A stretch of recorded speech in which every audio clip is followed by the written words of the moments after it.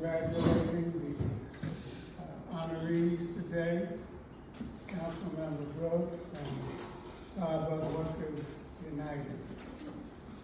And thank you both for upholding the rights and dignity of working people. Your advocacy not only gives us hope, but also, to borrow a phrase from W.E.B. Du Bois, it helps us shine light for the path. And in these dark and troubled times, we need as much light and hope as we can get.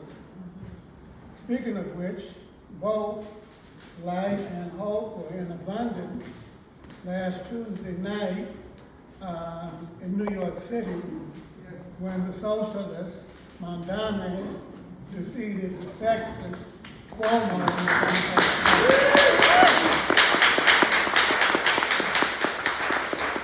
And when I say defeated, I mean defeated. Blew him out the box. It wasn't even close. The margin of victory sending shockwaves throughout the Democratic establishment. Shockwaves throughout Wall Street. What a historic achievement. And I don't know about you, but it just lifted me right up. And honestly speaking, I needed that. Because to tell you the truth,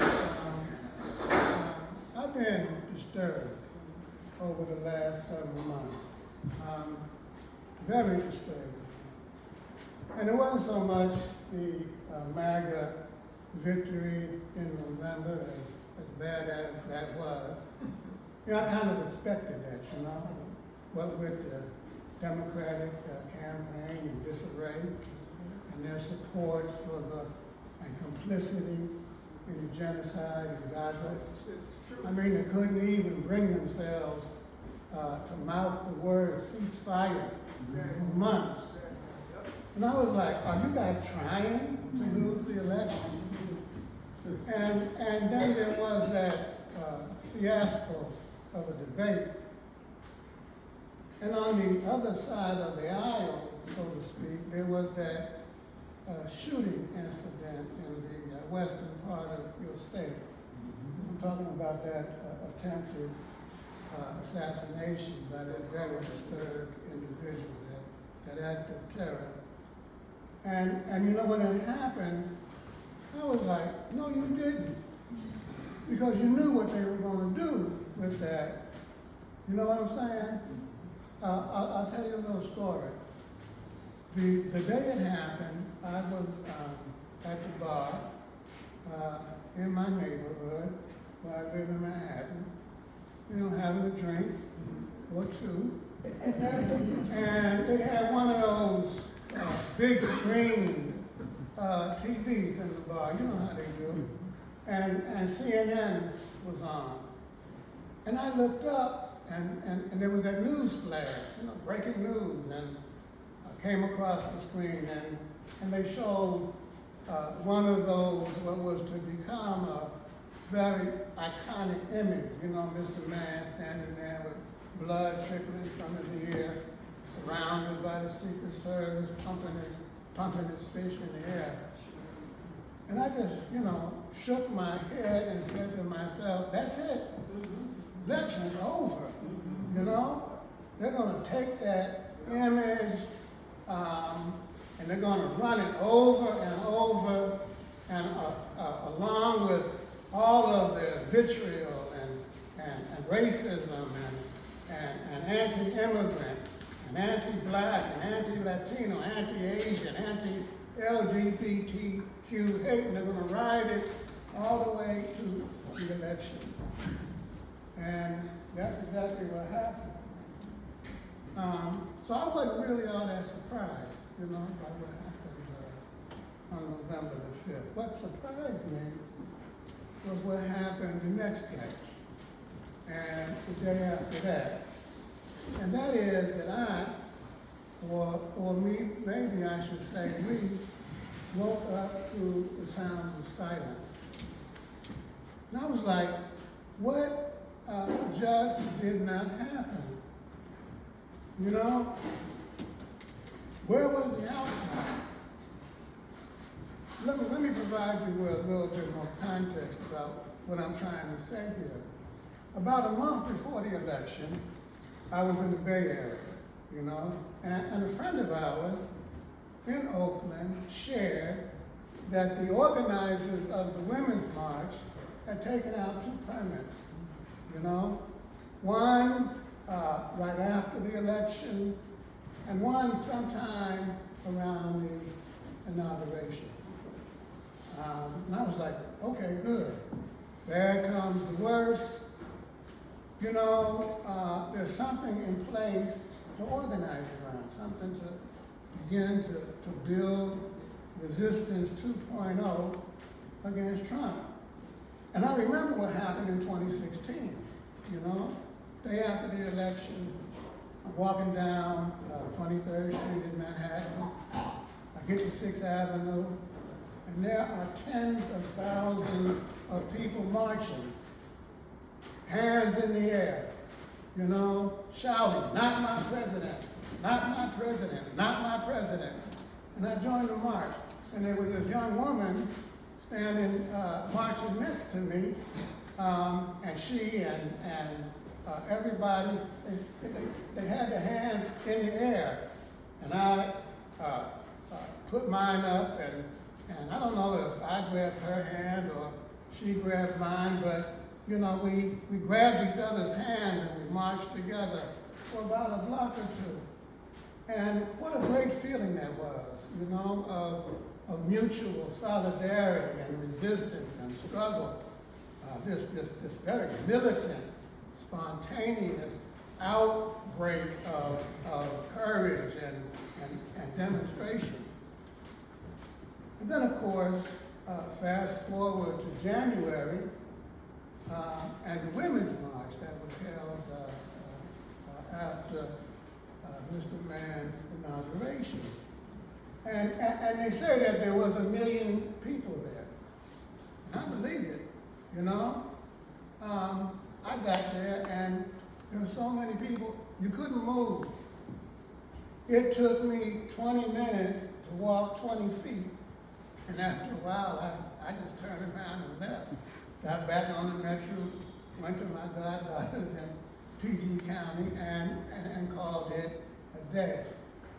Not disappointed, no, my heart filled with pride and respect for the organizers and everybody who came out to show their resistance to Mr. Trump and MAGA. So you can imagine how I felt on, you know, that when that appointed day for the march protest last November came around. I was so excited. And I went to the place where we were supposed to gather, and there was practically nobody there. You know, something like 150, 200 people. And I was like, what just didn't happen? You know, where was the protest? It seemed like the country was in a state of shock after the election. And the press, remember, ran with it, you know, claiming that there was no resistance, that everybody had either rolled over or had grudgingly accepted the election results, and so on and so forth. And Sister Brooks, now I know that your party, the Working Families Party, organized just after the election those huge online mass meetings, you know, something like 20,000 people, you know. And then Win with Black Women did the same thing, 10,000. Move On did the same thing, you know, another 10,000. And that was great, and congratulations, and I'm sure it helped what is happening now. But back then, there was nothing taking place on the streets, you know? It was a tough time. And that tough time lasted through the holidays. But then January came, and the appointed day for that second march that the Women's March organizers was approaching, and that was January the 17th. Remember January the 17th? And as it approached, it was clear that preparations were being made, you know? And it turned out to be true. It wasn't 1 million people or even 100,000 people, but there were tens of thousands who showed up, and that gave us a lot of hope that things were beginning to change. But then MAGA got started with the mass thugs snatching up people from the street, putting them in unmarked cars. Then that plane that they sent to Salvador, you know, with migrants, you know, no hearing. And then the judge, remember the judge ordered them to come back, and Trump and them just ignored the judge. And then they started regularly ignoring judges' orders, one after another, lawless. And then they went after the corporate law firms that they didn't like. And those law firms capitulated, you know, bent the knee. And then they went after the universities whose policy that they didn't like. You know, Columbia University fell first. And then they went after the mass media, you know, and one after another, in one way or another. They bent the knee. ABC, CBS, NBC, boom, boom, boom, you know? And then they started arresting public officials. Judge Dugan in Wisconsin, Mayor Baraka from Newark, Representative MacGyver from New Jersey. And they just had the hearing, the arraignment for Representative MacGyver on Thursday. And then Musk and Doge got to work, and thousands of workers were fired. And then he went to the union, and they said, oh, by the way, you are decertified. National security, you know? They tried to break the union. And you would have thought, comrades, friends, siblings, that the AFL-CIO would have risen up in righteous indignation like they did when Reagan broke the tobacco workers' union. Remember that? But even that didn't happen, at least not yet. And all the while this was taking place, I was like, where is the leadership in this country? You know, why aren't they speaking out? I'm talking about the ex-president, Clinton, silent. Bush, silent. Even Obama at that time, silent. Other mass figures, public intellectuals, religious leaders, cultural personalities. You can hear a pin drop. What I'm trying to say is that there was a vacuum in this country, but the people wanted to protest. And then into that vacuum stepped the 50-51 movement. And it started with the Target boycott. And then the President's Day protest. And then hugely on April the 5th, you know, there were more people in New York City on April the 5th marching than I've seen at any other time in my life, save for the June 12th Peace March, when they were trying to deploy medium-range missiles in Europe back in the day. 1 million people turned out in Central Park on that day. And then May Day, local trade unions around the country decided to show up in a big way in New York, here in Philly, in Detroit, Chicago, LA, and so on and so forth. And then, while all of this was happening, we gotta say AOC and Bernie stepped to the plate, organized oligarchy tours. And you gotta give them credit for those huge mass meetings in those Republican red states. And then, of course, we had that magnificent, and I mean magnificent, several million strong, No King's Day protest a couple of weeks ago. And it seems like now the leadership in our country is starting to find its voice. And now they're speaking up, buoyed by the millions in the streets. And that's all right, you know. to me, we need that. And it reminds me of the time back during the civil rights period when, in a similar situation, when the movement at the grassroots, folks got frustrated at the civil rights leadership. They wasn't fighting quick enough and hard enough, and they started to take things into their own hands. And Martin said, there go my people. I gotta go run and catch up with them, you know? And today, we're seeing a similar kind of thing happening. The NAACP, for example, is running to catch up. They just disinvited Mr. Trump from their convention, which is taking place in North Carolina in a couple of weeks, you know? First time in their history that they disinvited the sitting U.S. president. Did you see that?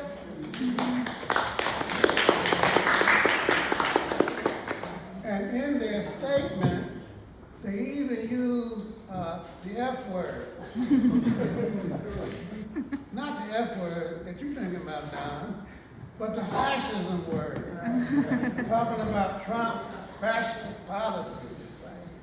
And for good measure, they even used it twice, you know? And that's extremely important because we've got to understand who and what we're fighting. Because if you don't know who and what you're fighting and you step to somebody, you're liable to get your butt whooped. You gotta be prepared, and that means you gotta be ready to engage with at least an equal, if not greater force than the one you're getting ready to go toe-to-toe with. You know, you can't be half-stepping. And we're confronting, folks, the most powerful ruling class in human history under the grip now of MAGA. And if we want to have any hope of winning, we've got to bring to the table a force capable of meeting them on their own terms, a force who understands and speaks their language, and that's the language of power. And there's only one force in this country that knows that language, and that is the organized working class of our country. They know it because they live it, you know it because they got to go throw down against the bosses every single day, you know. But even the working class can't do it by themselves. Just like black folk we can't do it by ourselves, Latinos can't do it by themselves, women, we need a coalition, you know, of the majority of the people in our country. And in our opinion, the challenge today is to bring the organized working class into the fight so that they can not only participate in it, but lead it. And the coalition of black trade unionists at its recent convention has given us a tool that can help make that happen. When they passed a resolution calling on the AFL-CIO to call a National Day of Solidarity Action in DC to protest Trump and MAGA's policy. That's the role that black workers are playing today. And the challenge for us is, can we seize the time and help make that happen? Folks, I'll end with this. I don't have to tell you, we are in a very, very dangerous moment. Did y'all see what the Supreme Court did yesterday? Mm-hmm. Stopped the federal courts from stopping Trump, claiming that only the Supreme Court justices have the sole ability and province to do so. It is, I think, another step in the direction of a fascist dictatorship in this country. You know?